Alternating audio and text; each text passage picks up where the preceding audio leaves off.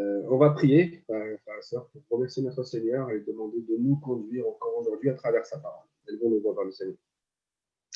Seigneur de gloire, je te rends grâce et je te remercie, mon roi, pour ces moments précieux que tu nous donnes. Seigneur, merci pour ces moments de partage de ta parole qui est tellement précieuse pour nous, Seigneur.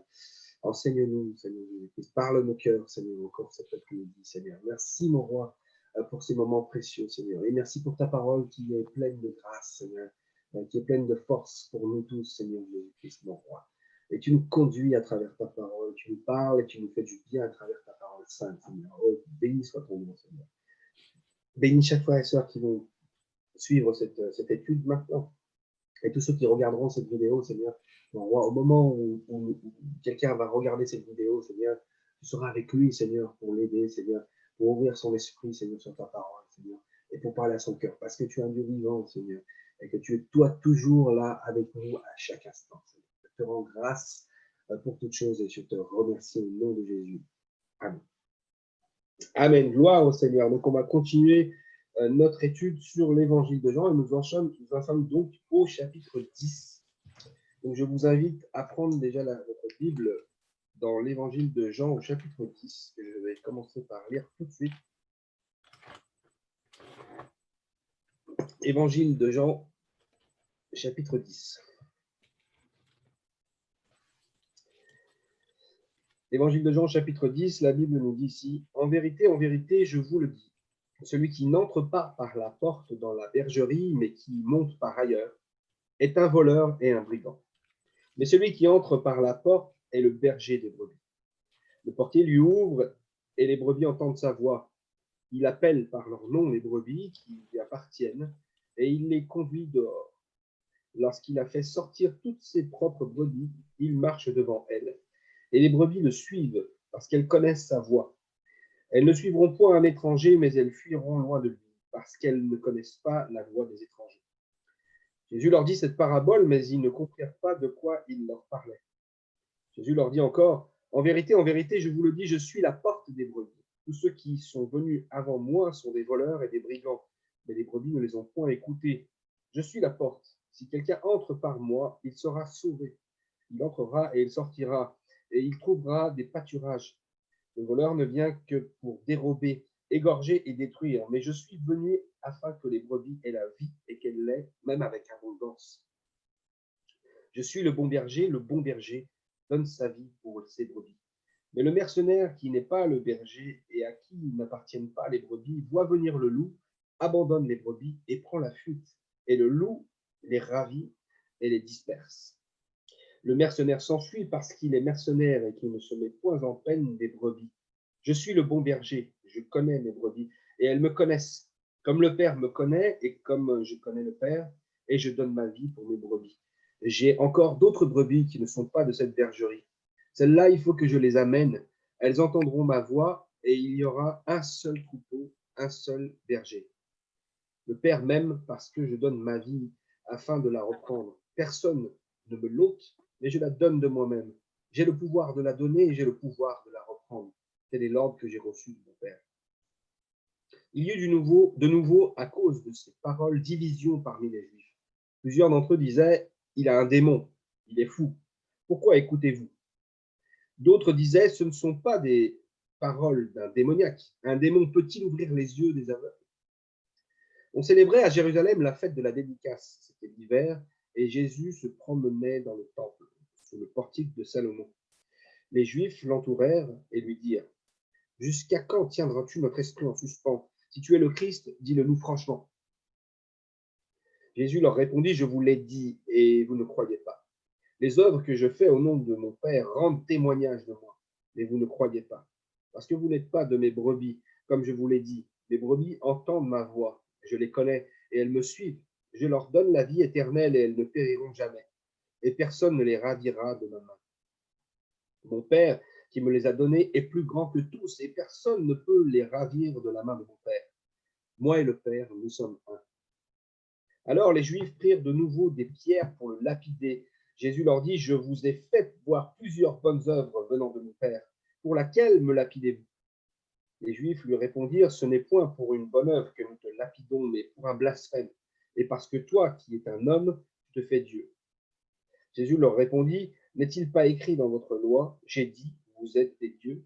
Si elle a appelé Dieu ceux à qui la parole de Dieu a été adressée, et si l'écriture ne peut être anéantie, celui que le Père a sanctifié et envoyé dans le monde, vous lui dites, tu blasphèmes. Et cela parce que j'ai dit, je suis le Fils de Dieu. Si je ne fais pas les œuvres de mon Père, ne me croyez pas. Mais si je les fais, quand même, vous ne me croiriez point. Croyez à ces œuvres, afin que vous sachiez et reconnaissiez que le Père est en moi et que je suis dans le Père. Là-dessus, ils cherchaient encore à le saisir, mais il s'échappa de leurs mains. Jésus s'en alla de nouveau au-delà du Jourdain, dans le lieu où Jean avait d'abord baptisé, et il demeura. Beaucoup de gens vinrent à lui et ils disaient, Jean n'a fait aucun miracle, mais tout ce que Jean a dit de cet homme était vrai. Et dans ce lieu-là, plusieurs crurent en lui. Amen. Gloire au Seigneur. Alors, dans ce chapitre de la parole de Dieu, dans Jean au chapitre 10, il nous est parlé principalement donc du berger des brebis.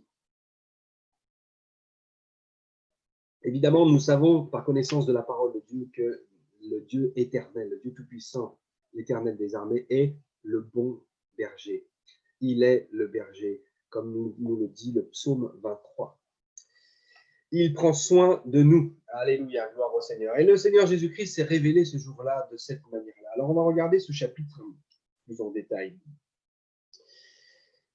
Il commence ce chapitre ainsi, en vérité, je vous le dis, celui qui n'entre pas par la porte dans la bergerie, mais qui y monte par ailleurs, est un voleur et un brigand. Mais celui qui entre par la porte est le berger des brebis. Alors, tout d'abord, ici, le Seigneur va commencer par faire une comparaison, une sorte de parabole, ici, en parlant de berger, de brebis, de bergerie, de loup, de brigand, toutes ces choses, pour parler de Dieu, pour parler du peuple de Dieu, pour parler de lui-même, et se déclarer tout d'abord ici comme étant le bon berger, le berger qui conduit les brebis. Ici, la comparaison est extraordinaire parce que si vous avez déjà vu un berger avec ses brebis, avec ses agneaux, avec ses moutons ou avec quel que soit son troupeau, c'est extraordinaire de voir à quel point le berger conduit son troupeau, à quel point lorsqu'il parle, il l'écoute, lorsqu'il les appelle, ils viennent, et que personne d'autre ne peut le faire, à part le berger uniquement. Si vous essayez d'appeler les brebis du berger, même si vous employez les mêmes mots que le berger, ça ne fonctionnera pas. Par contre, lui, quand il va donner le mot, quand il va donner la parole qu'il utilise pour les appeler, elles vont tous se rassembler et c'est merveilleux. Et ici, le Seigneur fait cette comparaison, une comparaison extraordinaire, avec le fait qu'il est, lui, celui qui nous parle, celui que nous entendons, celui qui nous appelle, à qui nous répondons et que nous suivons comme étant le berger qui prend soin de son peuple, prend soin de son troupeau. Alléluia. Nous sommes le troupeau du Seigneur et c'est merveilleux. Donc ici, il dit, celui qui n'entre pas par la porte dans la bergerie, c'est un brigand. Il dit, il est un voleur et un brigand. Les voleurs, vous savez, ils prennent ce qui ne leur appartient pas. Les brigands, ils font des choses par ruse pour pouvoir s'enrichir, pour pouvoir prendre des choses dans leur propre intérêt. Ici, le Seigneur va faire cette comparaison entre le bon berger, le vrai berger, qui lui entre par la porte, à qui on ouvre la porte, qui est le bienvenu, qui parle aux brebis et les brebis l'écoutent et le suivent, avec ceux qui vont passer à travers les murs, qui ne vont pas entrer par la porte, mais qui vont escalader pour pouvoir rentrer, pour profiter des brebis, mais qui ne sont pas le berger. Alors, bien entendu, ici, il fait allusion à tous les faux prophètes, à tous les conducteurs aussi qui étaient en Israël, qui devaient conduire le peuple, mais qui ne l'ont pas fait, c'est-à-dire tous les religieux, les pharisiens, et toutes ces personnes qui devaient conduire le peuple de Dieu, qui devaient être censés être des bergers pour le peuple d'Israël, et qui ne l'ont pas été parce qu'ils ont préféré leurs propres intérêts plutôt que l'intérêt de leurs brebis et l'intérêt du troupeau de Dieu. Mais lui, par contre, il est Dieu. Nous sommes son troupeau, nous sommes les brebis de son pâturage. Et le Seigneur prend soin de nous, il nous aime vraiment. Et il est le bon berger, il est lui le vrai berger qui ne vient pas pour son propre intérêt, qui ne vient pas pour voler, pour dérober ou pour prendre des choses qui ne lui appartiennent pas. Au contraire, il aime son troupeau. On peut imaginer que si quelqu'un, un berger, demande à quelqu'un de s'occuper de son troupeau pendant son absence, on peut bien imaginer que la personne qui va devoir s'en occuper va s'en occuper peut-être du mieux qu'il peut. Mais si un danger survint, si une meute de loups arrive, qu'est-ce que va faire cet homme-là? Est-ce qu'il ne va pas penser à s'enfuir et à protéger sa propre vie en premier lieu? Alors que nous savons par contre que le berger, lui, il va tenter par tous les moyens de protéger son troupeau et qu'il sera prêt à donner sa vie pour ce faire. Parce que quand c'est quelque chose qui nous appartient en propre, quand c'est un troupeau qui nous appartient en propre, alors là, on est prêt à tout pour le sauvegarder, pour le protéger, comme le roi David. Il nous est dit qu'il a tué le lion et l'ours pour protéger ses brebis. De la même manière, le vrai berger garde et protège son troupeau, même s'il doit périr, même s'il doit risquer sa vie, il le fera. Alors que quelqu'un qui n'est pas le berger, lui, il ne le fera pas. Quand le danger viendra, il s'enfuira. Or, ici, le Seigneur fait la comparaison avec les pharisiens, avec les religieux, les chefs religieux de l'époque, qui sont censés être ceux qui sont responsables du troupeau de Dieu, nommés par Dieu, et on verra tout à l'heure encore, nommés même des dieux, et qui n'ont pas fait leur travail, parce qu'en vérité, ce sont des brigands et des voleurs. C'est pour ça que le Seigneur dit tout ça dans ses premiers versets. Il dit au verset 3, le portier lui ouvre et les brebis entendent sa voix. Il appelle par leur nom les brebis qui lui appartiennent et il les conduit dehors. Alors, ici, bien entendu, le peuple dont il est parlé et la bergerie dont il est parlé, plutôt, c'est Israël, évidemment. Et la bergerie dont le bon berger va ouvrir la porte pour les faire sortir, puisqu'il va les mettre dehors, en dehors de cette bergerie-là, c'est la bergerie d'Israël. C'est la bergerie, justement, de cet Ancien Testament, de cette religion de la loi de Moïse, que le Seigneur va faire sortir ses brebis de cette bergerie-là. Pas que ce soit une mauvaise bergerie, mais cette bergerie, vous la connaissez, c'est celle qui est enfermée sous la loi du péché, et qui nous condamne finalement. Mais le Seigneur Jésus-Christ est venu pour nous sortir de cette loi et pour nous affranchir, pour nous sauver. Et donc, il est venu dans cette bergerie, et cette bergerie, c'est le peuple d'Israël, parce que c'est ici qu'il est venu. Et il est venu pour faire sortir ces brebis. Il les appelle parce qu'il les connaît par leur nom. Ça, c'est une chose aussi extraordinaire que je veux relever, c'est que le Seigneur nous connaît à tous, chacun d'entre nous, et il nous connaît par notre nom. Et il nous appelle par notre nom. On voit dans la parole qu'à certains moments, le Seigneur appelle ses serviteurs. Samuel, Samuel.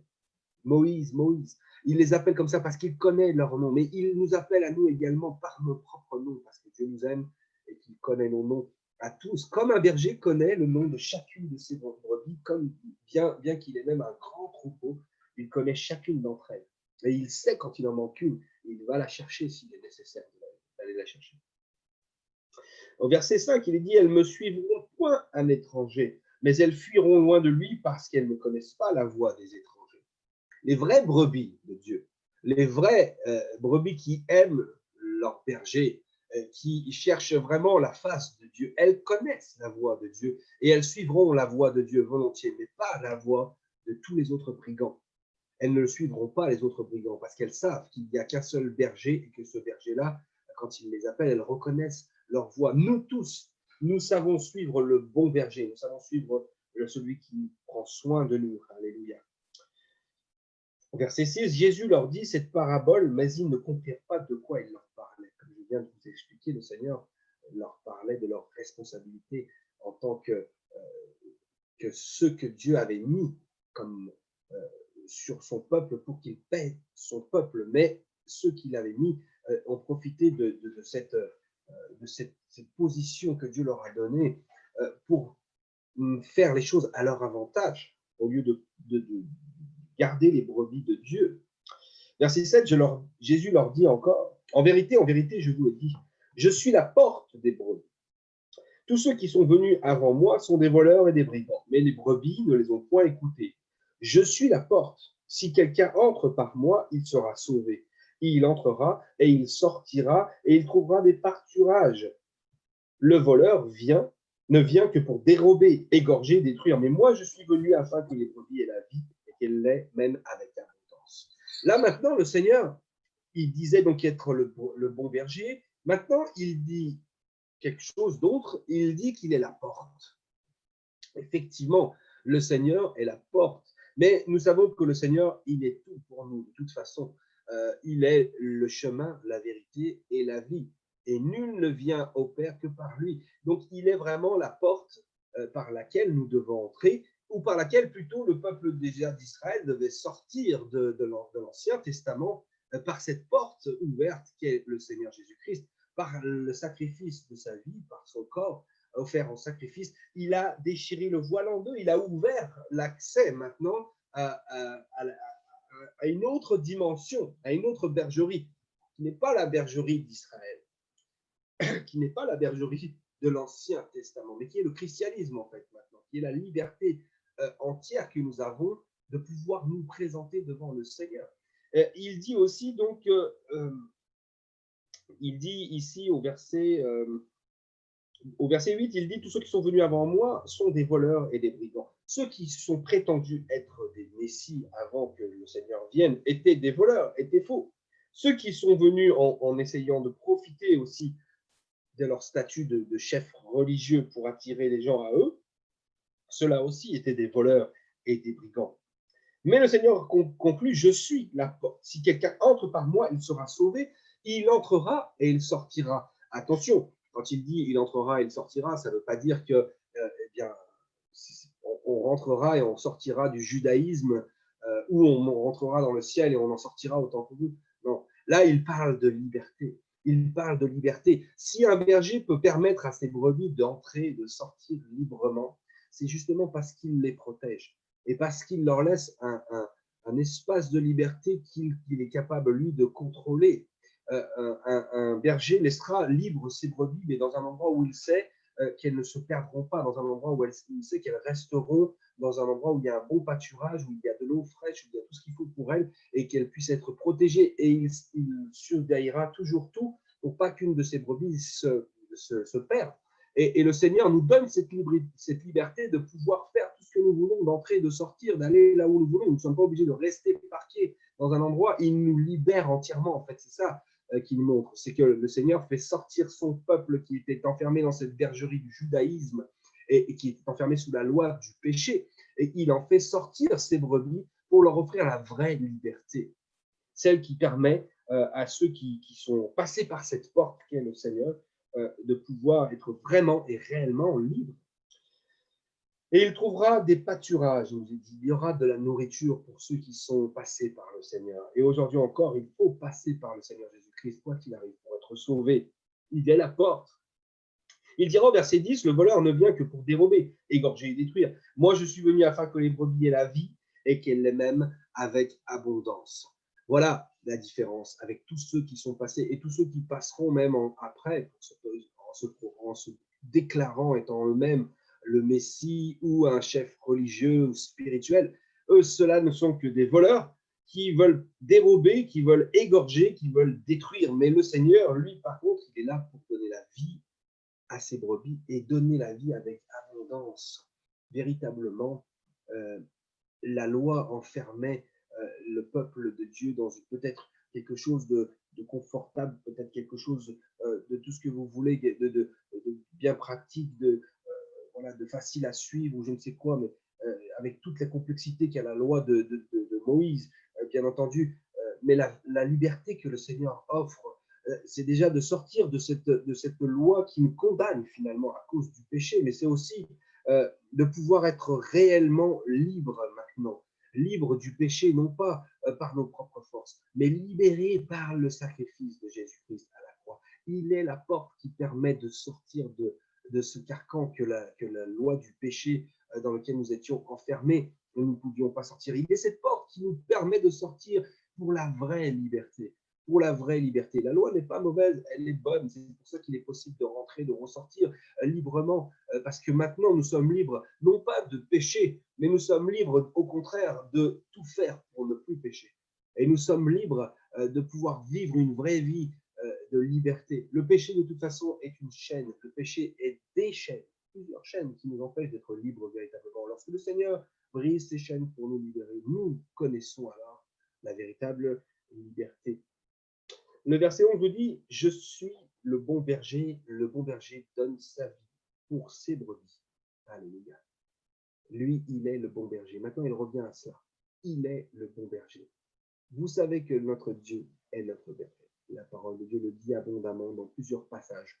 Elle nous dit que l'Éternel des armées, le Dieu de l'Ancien Testament, le Dieu Tout-Puissant, l'unique Seigneur, est notre berger à tous. Le psaume 23, bien entendu, est celui que l'on connaît le plus par rapport au fait que le Seigneur est notre berger. L'Éternel est mon berger, je ne manquerai de rien, nous dit le psaume au chapitre 23, bien évidemment. Mais là, le Seigneur Jésus-Christ se déclare comme étant ce bon berger. Et il dit, le bon berger donne sa vie pour ses brebis. Comme je vous disais, tous ceux qui ne sont pas les vrais bergers du troupeau, lorsque le danger arrive, ils disparaissent parce qu'ils n'ont pas cet amour pour les brebis, parce que ce ne sont pas leurs propres brebis. Mais le Seigneur, lui, comme il est le vrai berger, comme il est le bon berger, il a cet amour pour chacune de ses brebis, donc il est prêt à donner sa vie en échange de la vie de ses brebis, parce qu'il les aime et qu'il les connaît et qu'il les appelle par leur propre nom. Alléluia. Voilà pourquoi le Seigneur est le bon berger. Verset 12, mais le mercenaire, qui n'est pas le berger et à qui n'appartient pas les brebis, voit venir le loup, abandonne les brebis et prend la fuite. Et le loup les ravit et les disperse. Ici, le loup, c'est Satan. Le loup, c'est le diable ici. Lorsque le diable vient pour nous faire du mal, alors là, le Seigneur, lui, nous protège. Le bon berger est là et il est prêt à donner sa vie. Il a vaincu Satan. Alléluia. Il l'a vaincu, le loup. À la croix, il l'a vaincu pour nous. Alléluia. Mais tous les chefs religieux qui profitent de leur statut pour leur propre compte, eux-là, n'ont pas voulu se battre avec le diable, n'ont pas voulu se battre avec le loup. Ils ont préféré leurs propres intérêts. Et quand il fallait montrer leur dévouement, quand il fallait montrer leur engagement, il n'y avait plus personne. Au verset 14, il dit encore, je suis le bon berger, je connais le brebis, et elles me connaissent. Comme le Père me connaît, et comme je connais le Père, et je donne ma vie pour mes brebis. J'ai encore d'autres brebis qui ne sont pas de cette bergerie. Celles-là, il faut que je les amène. Elles entendront ma voix, et il y aura un seul troupeau et un seul berger. Là maintenant, le Seigneur parle d'autres brebis. Je vous dis, ici, il parlait des brebis d'Israël. Et tant qu'il parlait des brebis d'Israël, il ne parlait pas de nous, nous qui ne sommes pas d'Israël à la base. Mais aujourd'hui, nous sommes les brebis de Dieu. Nous sommes les brebis de Dieu, aussi bien que toutes les brebis que le Seigneur a fait sortir de cette bergerie qui était la bergerie du judaïsme. Et à ce moment-là, il n'était pas encore, il n'était pas là pour nous. Il était là pour d'abord apporter ce salut aux brebis d'Israël. Mais il l'a dit, il l'a déclaré. J'ai encore d'autres brebis qui ne sont pas de cette bergerie. Celles-là, il faut que je les amène. Ils entendront ma voix et il y aura un seul troupeau et un seul berger. Maintenant, aujourd'hui, juifs ou non juifs, nous sommes un seul troupeau. Un seul troupeau, nous tous qui croyons dans le Seigneur. Et il n'y a qu'un seul berger aussi également. Ce berger, c'est notre Seigneur Jésus-Christ. Il n'y a pas deux bergers, il n'y a pas trois bergers, il n'y en a qu'un. Alléluia. C'est le seul. Maintenant, j'aimerais qu'on regarde, si vous voulez bien, un instant, dans Ézéchiel au chapitre 34. Parce qu'en vérité, ce chapitre et tout ce dont le Seigneur fait allusion est bien expliqué dans Ézéchiel au chapitre 34. Je crois qu'on va lire ce chapitre 34 d'Ézéchiel pour avoir l'éclaircissement sur ce passage du bon berger. Je vous laisse trouver Ézéchiel au chapitre 34. La Bible nous dit ici, « La parole de l'Éternel me fut adressée en ces mots. Fils de l'homme, prophétise contre les pasteurs d'Israël ou contre les bergers d'Israël. Prophétise et dis-leur aux pasteurs, ainsi parle le Seigneur l'Éternel. Malheur aux pasteurs d'Israël qui se paissent eux-mêmes. Les pasteurs ne devaient-ils pas paître le troupeau? Vous avez mangé la graisse et vous êtes vêtus avec la laine. Vous avez tué ce qui était gras. Vous n'avez point fait paître les brebis. Vous n'avez pas fortifié celles qui étaient faibles, guéri celles qui étaient malades, pansé celles qui étaient blessées. Vous n'avez pas ramené celles qui s'égaraient, cherché celles qui étaient perdues. mais vous les avez dominés avec violence et avec dureté. Vous voyez ici, le Seigneur, l'Éternel, s'adresse aux conducteurs d'Israël, c'est-à-dire aux pharisiens, aux chefs religieux qui devaient conduire le peuple de Dieu. Et il les appelle les pasteurs ou les bergers, d'accord, qui devaient s'occuper des brebis, le peuple de Dieu. Verset 5, elles se sont dispersées parce qu'elles n'avaient point de pasteur. Elles sont devenues la proie de toutes les bêtes des champs. Elles se sont dispersées. Mon troupeau est errant sur toutes les montagnes et sur toutes les collines élevées. Mon troupeau est dispersé sur toute la face du pays. Nul n'en prend souci, nul ne le cherche. C'est pourquoi, pasteur, écoutez la parole de l'Éternel. Je suis vivant, dit le Seigneur l'Éternel, parce que mes brebis sont au pillage et qu'elles sont devenues la proie de toutes les bêtes des champs, faute de pasteur. Parce que mes pasteurs ne prenaient aucun souci de mes brebis, qu'ils se paissaient eux-mêmes et ne faisaient point paître mes brebis. À cause de cela, pasteur, écoutez la parole de l'Éternel. Ainsi parle le Seigneur l'Éternel. Voici, j'en veux aux pasteurs. Je reprendrai mes brebis d'entre leurs mains, et ils ne se paîtront plus eux-mêmes. Je délivrerai mes brebis de leur bouche, et elles ne seront plus pour eux une proie. Car ainsi parle le Seigneur l'Éternel. Voici, j'aurai soin moi-même de mes brebis, et j'en ferai la revue. Comme un pasteur inspecte son troupeau quand il est au milieu de ses brebis éparses, ainsi je ferai la revue de mes brebis et je les recueillerai de tous les lieux où elles ont été dispersées au jour des nuages et de l'obscurité. Voyez ce que dit le Seigneur, l'Éternel de l'Ancien Testament. Il dit ici, voici, j'aurai soin moi-même de mes brebis. Lorsque le Seigneur Jésus-Christ est venu, il était et il est le Dieu Tout-Puissant, l'Éternel de l'Ancien Testament, qui est venu prendre soin lui-même de ses brebis. Et il s'est déclaré comme étant le bon pasteur, faisant référence justement à ce chapitre. C'est pour ça que je veux qu'on le lise aujourd'hui, parce qu'il faisait référence à ce chapitre. Lorsqu'il a parlé dans l'évangile de Jean, au chapitre 10, c'est exactement ce qui était dit ici dans Ézéchiel au chapitre 34. Au temps d'Ézéchiel, ça se passait déjà comme ça. Et lorsque le Seigneur Jésus-Christ était là sur la terre, ça se passait encore de cette manière-là. Ceux qui étaient censés être les pasteurs ou les bergers, les brebis de Dieu, ne s'en occupaient pas correctement. Le Seigneur avait dit alors, je viendrai moi-même en prendre soin. Et c'est ce que le Seigneur a fait. Il est venu lui-même. Il est lui-même le bon berger. Il n'y en a pas d'autre. Verset 13, je les retirerai d'entre les peuples, je les rassemblerai de diverses contrées, je les ramènerai dans leur pays, je les ferai paître sur les montagnes d'Israël, dans les ruisseaux et dans les lieux habités du pays. Je les ferai paître dans un bon pâturage, et leur demeure sera sur les montagnes élevées d'Israël. Là, elles reposeront dans un agréable asile, elles auront de gras pâturages sur les montagnes d'Israël. C'est moi qui ferai paître mes brebis, c'est moi qui les ferai reposer, dit le Seigneur, l'Éternel. Je chercherai celle qui était perdue. Je ramènerai celle qui était égarée. Je penserai celle qui est blessée et je fortirai celle qui est malade. Mais je détruirai celles qui sont grasses et vigoureuses. Je veux les paître avec justice. Et vous, mes brebis, ainsi parle le Seigneur l'Éternel. Voici, je jugerai entre brebis et brebis, entre béliers et boucs. Est-ce trop peu pour vous de paître dans le bon pâturage pour que vous fouilliez de vos pieds le reste de votre pâturage, de boire une eau limpide pour que vous troubliez le reste avec vos pieds, et mes brebis doivent paître ce que vos pieds ont foulé et boire ce que vos pieds ont troublé. C'est pourquoi ainsi parle le Seigneur l'Éternel. Voici, je jugerai entre les brebis grasses et les brebis maigres, parce que vous avez heurté avec les côtés et avec l'épaule et frappé de vos cornes toutes les brebis faibles, jusqu'à ce que vous les ayez chassées. Je porterai secours à mes brebis afin qu'elles ne soient plus au pillage, et je jugerai entre brebis et brebis. J'établirai sur elles un seul pasteur qui les fera paître, mon serviteur David. Il les fera paître, il sera leur pasteur. Moi, l'Éternel, je serai leur Dieu, et mon serviteur David sera prince au milieu d'elles. Moi, l'Éternel, j'ai parlé. Je traiterai avec elles une alliance de paix, et je ferai disparaître du pays les animaux sauvages. Elles habiteront en sécurité dans le désert et dormiront au milieu des forêts. Je ferai d'elles et des environs de ma colline un sujet de bénédiction. J'enverrai la pluie en son temps, et ce sera une pluie de bénédiction. L'arbre des champs donnera son fruit, et la terre donnera ses productions.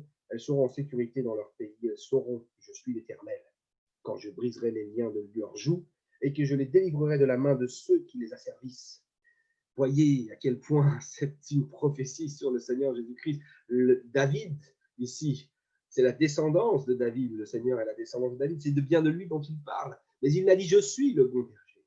Et il a dit qu'en ce temps-là, il libérerait son peuple. Vous voyez, c'est ce que le Seigneur a fait dans le chapitre 10. Il n'y a pas d'autre compréhension plus claire que cela. Verset 28, elles ne seront plus au pillage parmi les nations, les bêtes de la terre ne les dévoreront plus, elles habiteront en sécurité, il n'y aura personne pour les troubler.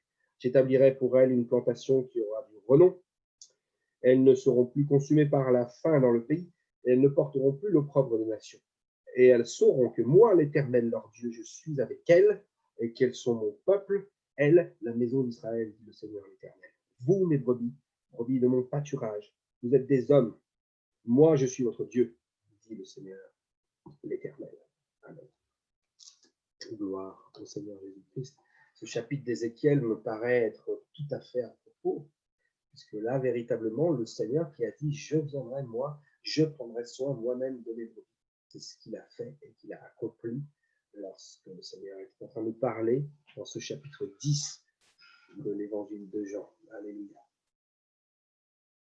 Alors le Seigneur a dit, parce que tout cela concerne Israël évidemment, mais il a dit dans ce verset 16 qu'il y avait d'autres brebis. Et ce sont nous, mes frères et sœurs, nous sommes ces autres brebis que le Seigneur maintenant a désigné comme faisant partie de son troupeau. Et il a bien dit, il y a un seul troupeau et un seul berger. Verset 17. Revenons plutôt à Jean, chapitre 10, verset 17. Le Père m'aime parce que je donne ma vie afin de la reprendre. Personne ne me l'ôte, mais je la donne de moi-même. J'ai le pouvoir de la donner et j'ai le pouvoir de la reprendre. Tel est l'ordre que j'ai reçu de mon Père. Alors le Seigneur ici va expliquer qu'il va donner sa vie pour ses brebis et qu'il a le pouvoir de la donner. Ce n'est pas que le peuple, ce n'est pas que les pharisiens ou les Romains ou qui que ce soit vont lui prendre la vie, mais c'est qu'il a le pouvoir, lui, de la donner. C'est le Seigneur qui a choisi. Vous savez que lorsqu'ils sont venus le chercher, il a dit « c'est moi ». Ils sont tous tombés en arrière parce qu'il y a la puissance dans la parole de Dieu. Personne n'aurait jamais pu se saisir de Jésus-Christ si ce n'était pas dans sa volonté d'être pris et d'être persécuté, d'être crucifié et d'être offert en sacrifice. Donc c'est pour ça qu'il a dit « j'ai le pouvoir de donner ma vie ». Mais il a aussi dit « j'ai le pouvoir de la reprendre ». Alléluia. Parce que c'est lui-même qui a ressuscité, puisqu'il est Dieu. Il a dit « détruisez ce temple et en 3 jours, je le rebâtirai ».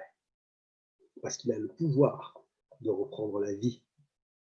3 jours après la mort du Seigneur Jésus-Christ, il est ressuscité et il est sorti du tombeau. Il n'est pas resté.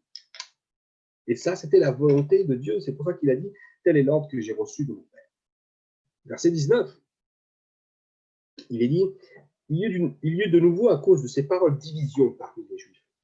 Plusieurs d'entre eux disaient « il a un démon, il est fou. Pourquoi l'écoutez-vous » D'autres disaient « ce ne sont pas les paroles d'un démoniaque. Un démoniaque peut-il ouvrir les yeux des aveugles ?» Comme depuis le début de ce chapitre, on voit encore ici qu'il y a division parmi le peuple sur comment prendre Jésus-Christ, comment comprendre Jésus-Christ, quoi penser plutôt de Jésus-Christ. Il y a toujours division. Et même encore aujourd'hui, même dans nos familles, même parmi nos amis, il y a division sur quoi penser de Jésus-Christ. Alors certains disaient c'est un démoniaque, parce que les paroles qu'il disait ne leur plaisaient pas et leur faisaient peur. Et ceux qui pouvaient comprendre qu'il faisait allusion, par exemple, à Ézéchiel chapitre 34, ceux qui pouvaient comprendre ça étaient choqués. Ils ne croyaient pas que cet homme qui leur parlait pouvait être l'Éternel en train de venir pour prendre soin lui-même de ses brebis, évidemment. Donc beaucoup le traitaient de démoniaque.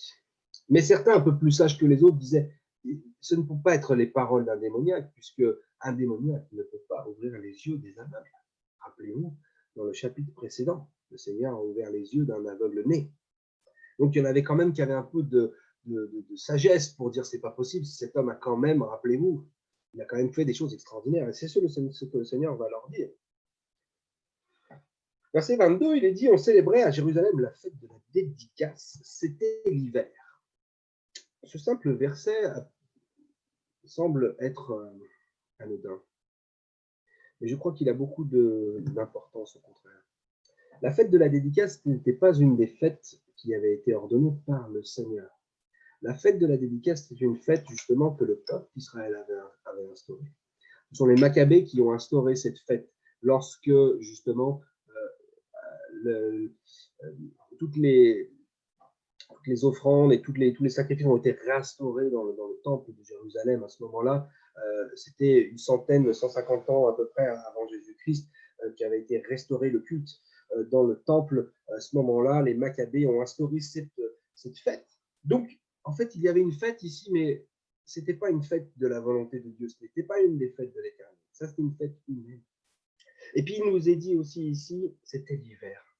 Et effectivement, c'était non seulement l'hiver à l'extérieur, mais c'était aussi l'hiver dans les cœurs. C'était l'hiver en Israël, dans les cœurs de tous. Parce que tous avaient appris, conduits par ces faux pasteurs, par ces faux bergers, ils avaient appris à faire la volonté de leur propre chair, de leurs propres envies. Et ils avaient oublié, ils commençaient à oublier le Seigneur. Au verset 23, il est dit, et Jésus se promenait dans le temple sous le portique de Salomon. Les Juifs l'entourèrent et lui dirent, jusqu'à quand tiendras-tu notre esprit en suspens? Si tu es le Christ, dis-le-nous franchement. Là, au portique de Salomon, il y avait beaucoup d'espace. C'était grand, c'était large. Et ils ont pu, par ce fait, entourer le Seigneur. Tous ces religieux qui étaient là entourèrent le Seigneur Jésus-Christ pour lui dire ces paroles. Jusqu'à quand tiendras-tu notre esprit en suspens? Si tu es le Christ, dis-le-nous franchement. Et vous savez, que le Seigneur l'avait déjà dit, qu'il l'avait déjà déclaré, qu'il l'avait déjà montré et prouvé à plusieurs reprises qu'il était le Seigneur. Mais pourtant, eux lui demandaient encore, si tu l'es vraiment, dis-le-nous. Alors, verset 25, Jésus leur répondit, je vous l'ai dit, et vous ne croyez pas. Les œuvres que je fais au nom de mon Père rendent témoignage de moi. Si vous ne croyez pas à ce que je fais, au moins croyez dans les œuvres. Si vous voyez un homme que vous considérez comme un brigand, que vous considérez comme un voleur, que vous considérez comme un faux prophète, je ne sais quoi, certes, vous pouvez penser ce que vous voulez, mais les œuvres que Dieu fait, ça, vous ne pouvez pas les nier. Alors, certains disaient qu'il avait un démon, mais les autres réfléchissaient 5 minutes, disaient un démon ne peut pas ouvrir les yeux d'un aveugle. Ça, ce sont les œuvres de Dieu quand même. C'est ce que le Seigneur essaie de leur faire comprendre. Mais ils ne le connaissent pas. Ils ne croient pas en lui. Je vous l'ai dit, mais vous ne croyez pas. Les œuvres que je fais au nom de mon Père rendent témoignage de moi, mais vous ne croyez pas, parce que vous n'êtes pas de mes brebis. Comme je vous l'ai déjà dit, les brebis entendent ma voix, je les connais et elles me suivent, évidemment. Ceux qui connaissent vraiment le berger, lorsqu'ils entendent sa voix, elles le suivent. Les 12 apôtres, quand le Seigneur les a appelés, quand le Seigneur leur a dit « suis-moi à l'un ou à l'autre », ils sont venus parce qu'ils entendaient la voix du bon berger. Quand le Seigneur venait pardonner les péchés à ceux qui étaient là, il donnait la vue aux aveugles, il donnait la santé à ceux qui étaient malades, ils entendaient tous sa voix et ils savaient qu'il était le bon berger, ils le suivaient. Mais eux, les religieux, ne croient pas en lui, c'est pour ça ils ne sont pas de ces brebis. Non, eux, ils sont les faux bergers, ils sont les mercenaires. Mes brebis entendent ma voix, verset 27. Je les connais, elles me suivent. Je leur donne la vie éternelle et elles ne périront jamais. Et personne ne les ravira de ma main. Mon Père qui me les a donnés est plus grand que tous et personne ne peut les ravir de la main de mon Père. Moi et le Père, nous sommes un. Là, le Seigneur essaye de leur faire comprendre que ces brebis, que nous sommes frères et sœurs, il dit une chose extraordinaire. Je leur donne la vie éternelle et elles ne périront jamais. N'oublions pas cette parole. Le Seigneur nous donne la vie éternelle. Nous ne périrons jamais parce que nous sommes ces brebis-là. Okay? Personne ne pourra nous ravir de la main du Seigneur. Et le Seigneur le dit, il dit, personne ne ravira de ma main. Ensuite, il dit, mon Père qui me les a donnés est plus grand que tous et personne ne peut les ravir de la main de mon Père. Alors il dit, personne ne peut les ravir de sa main. Et puis il dit, personne ne peut les ravir de la main de mon Père. Mais je vous dis au nom du Seigneur Jésus-Christ ce soir que c'est la même main dont il parle. C'est pour ça qu'il rajoute après, moi et le Père, nous sommes un. Si nous sommes avec le Seigneur Jésus-Christ, si nous sommes entre ses mains, nous sommes entre les mains de Dieu. Amen. Et il nous donne la vie éternelle et nous ne périrons jamais. Gloire au Seigneur. Alors là, il a dit quelque chose. Il leur demandait, rappelez-vous, plutôt les chefs juifs, là, ils étaient en train de demander au Seigneur, si tu es le Messie, déclare-le-nous directement. D'accord? Et qu'est-ce qu'il vient de faire? Il vient de leur dire. Il vient de leur déclarer directement. Voilà. Il vient de leur dire qu'il est un avec le Seigneur, avec Dieu. Il est Dieu, d'accord? On ne peut être un avec Dieu que seulement si on est Dieu. puisqu'il n'y a qu'un seul Dieu. Amen. Donc, ils viennent leur dire. Verset 34, Jésus leur répondit, n'est-il pas écrit dans votre loi? J'ai dit, vous êtes des dieux. Alors, attendez, non, je suis allé trop loin. Là, j'ai passé un passage qui est très important. Verset 31, pardon. Alors, les Juifs prirent de nouveau des pierres pour le lapider. Après qu'il ait déclaré qu'il était donc un avec le Père, là, ils ont dit, il blasphème directement. Pourquoi est-ce qu'il blasphème? Parce qu'il est en train de dire, non pas qu'il est le berger, qu'il est tout ça, des trucs qu'ils ne comprennent pas, donc jusque-là, ça ne les touchait pas trop, mais là, il est en train de dire qu'il est Dieu. Ça leur fait quelque chose. Ils prirent des pierres de nouveau pour le lapider. Jésus leur dit, je vous ai fait voir plusieurs bonnes œuvres venant de mon Père. Pour laquelle me lapidez-vous? Les Juifs lui répondirent, ce n'est point pour une bonne œuvre que nous te lapidons, mais pour un blasphème, parce que toi, qui es un homme, tu te fais Dieu. Effectivement, ces déclarations que le Seigneur Jésus-Christ vient de faire, elles veulent dire qu'il est Dieu. Et les Juifs l'ont bien compris, sauf qu'ils ne le croient pas, parce qu'ils ne sont pas de ses brebis, donc ils ne comprennent pas et ils n'entendent pas et ils n'écoutent pas sa voix. Mais c'était là, regarde. Donc,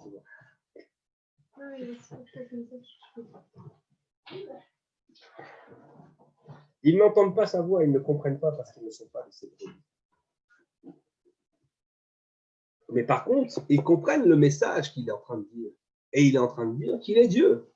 Alors pour ça, ils veulent le lapider. Alors le Seigneur leur dit, pour quelle bonne œuvre voulez-vous me lapider? Parce que qu'est-ce que j'ai fait de mal? Ou quelle bonne œuvre de la part de mon Père je vous ai montré pour que vous vouliez me lapider?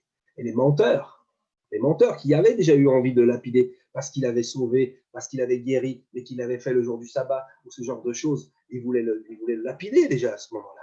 C'était pourtant pour de bonnes œuvres, parce qu'ils ne regardaient pas les bonnes œuvres, ils regardaient juste leur loi, ils regardaient juste ce qui les concernait à eux, ils regardaient juste qu'ils bafouaient ce qu'eux, ils avaient bien profité de mettre bien en place pour construire leur pouvoir. Non, s'ils voulaient le tuer, s'ils voulaient le lapider, c'était parce qu'il leur faisait peur, parce que ce qu'ils disaient brisait justement tout ce qu'ils avaient construit autour de leur religion. Eux qui sont les mauvais pasteurs, qui sont les faux pasteurs. Alors, ici, ils lui disent, toi qui es homme, tu te fais Dieu. Alors là, le Seigneur va dire quelque chose, et je veux qu'on comprenne bien, parce qu'on peut ne pas comprendre ce passage qui vient, justement.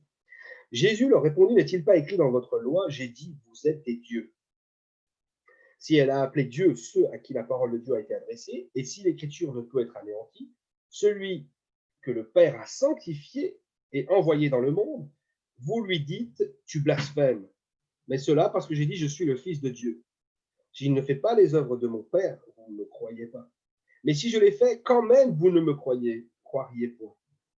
Croyez à ces œuvres, afin que vous sachiez et reconnaissiez que le Père est en moi et que je suis dans le Père.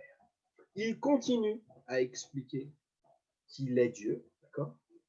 Il continue à leur dire qu'il n'est pas comme eux, qu'il est différent. Et il explique. Alors, on va prendre le psaume chapitre 82 pour bien comprendre pourquoi il leur dit ça. Cette histoire de vous êtes des dieux, là, j'aimerais qu'on comprenne. Psaume chapitre 82 pour comprendre ça. On va terminer. Aujourd'hui, je suis dans la chambre d'analyse, c'est pour ça que je dérange ce petit confort, mais je n'ai pas le choix. Le psaume 82 dit, psaume d'Asaph, Dieu se tient dans l'assemblée de Dieu. Il juge au milieu des dieux. Jusqu'à quand jugerez-vous avec iniquité et aurez-vous égard à la personne des méchants?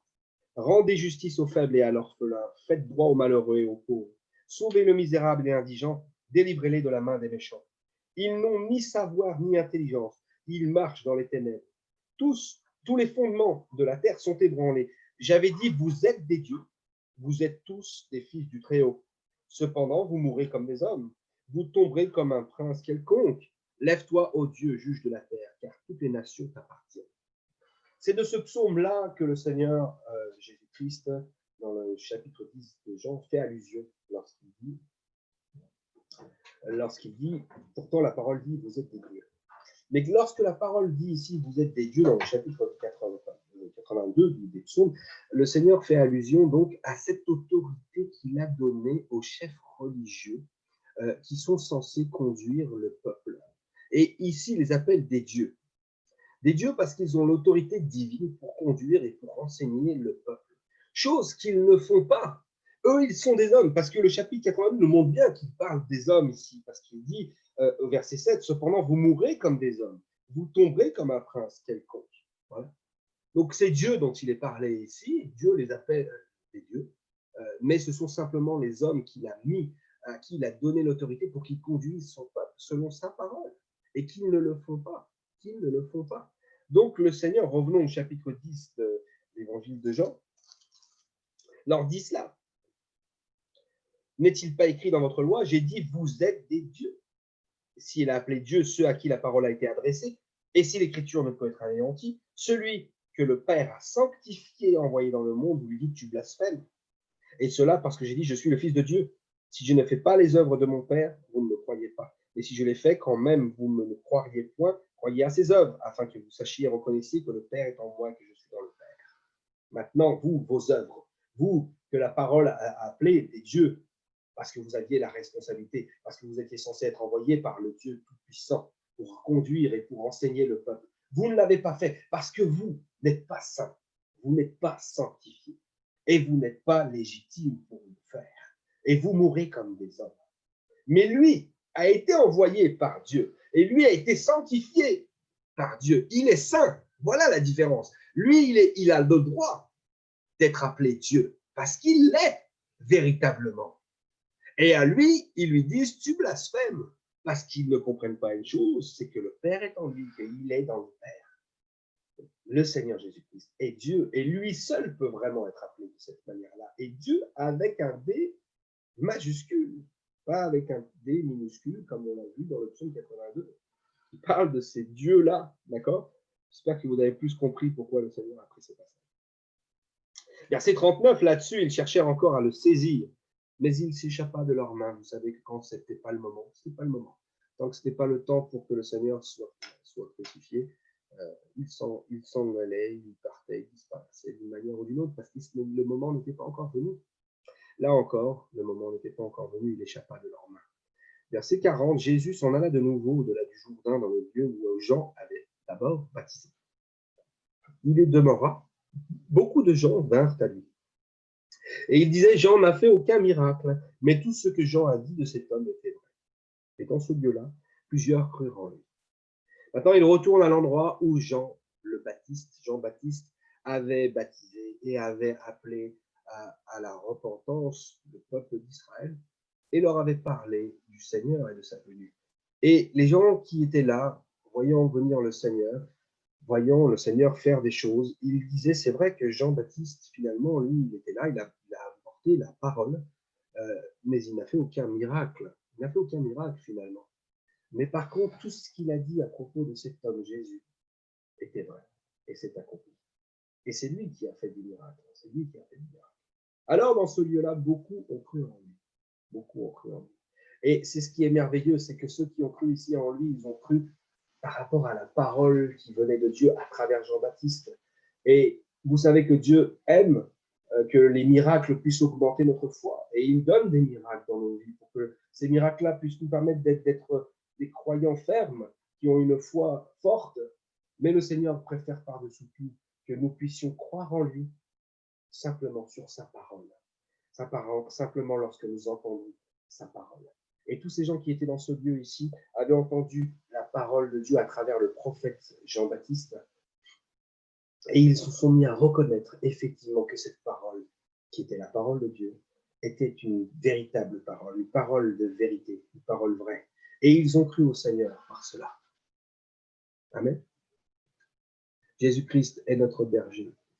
Il est notre berger. C'est lui qui nous garde, c'est lui qui nous conduit, c'est lui qui nous amène au bon endroit pour que nous puissions avoir des pâturages en abondance et de l'eau fraîche. Il nous protège et nous garde contre les attaques des loups, contre les attaques des brigands et des voleurs. Il nous protège et nous garde et il nous donne la vie en abondance et la vie éternelle. Et nous ne périrons pas tant que nous serons entre ses mains parce qu'il nous protège, il nous garde. Et il nous donne la vie et la liberté, une liberté entière. Et pas la liberté de dire je peux pécher et revenir dans la maison de mon Père pour me demander pardon, mais la liberté de choisir de ne plus pécher, de vivre une vie sainte. Voilà ce que fait le Seigneur notre bon berger. Je rends grâce à notre Seigneur. Je vous remercie pour votre attention sur ce chapitre. On va prier, on va remercier le Seigneur. Et on va lui demander de nous aider à l'aimer. À l'aimer. J'ai envie de l'aimer aujourd'hui parce que lui nous aime par-dessus tout. Alléluia.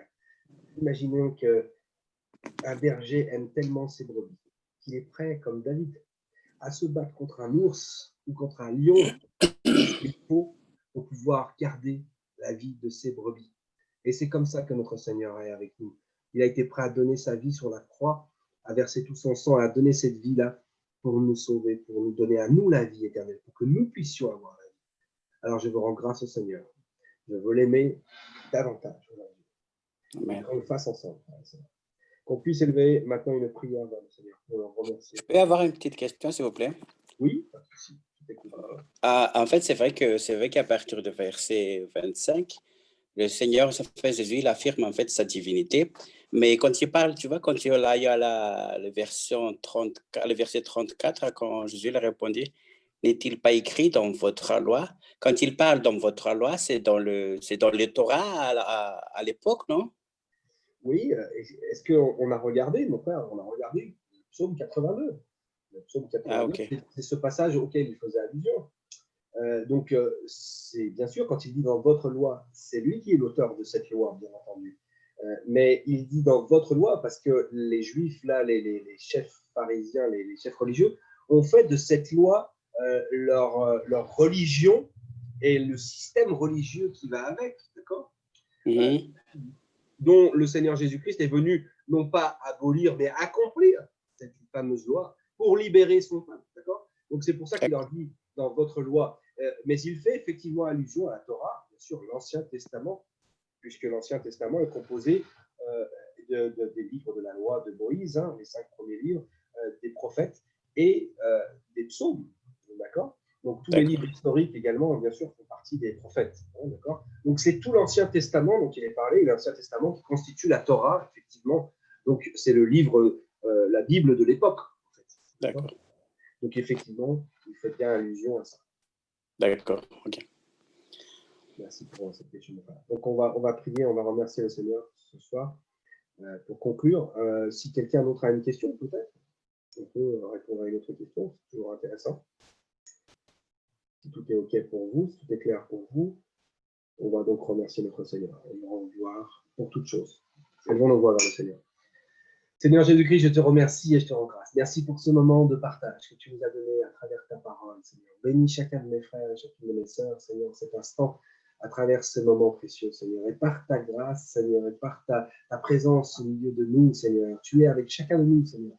Et je sais qu'en cet instant, à travers cette étude de ta parole, tu nous as encore renforcé, tu as renforcé notre foi. Nous sommes bénis parce que nous savons que nous sommes entre tes mains. Bénis parce que nous savons que nous ne périrons pas. Bénis parce que nous savons que tu es celui qui nous protège, qui nous garde et qui nous guide, Seigneur, et que tu as été prêt à donner ta vie pour nous sauver. Oh, alléluia, gloire soit rendue à ton Saint-Nom. Bénis chacun, bénis chaque frère et sœur et chaque bien-aimé qui va regarder cette vidéo, qui va être touché par ta parole, Seigneur.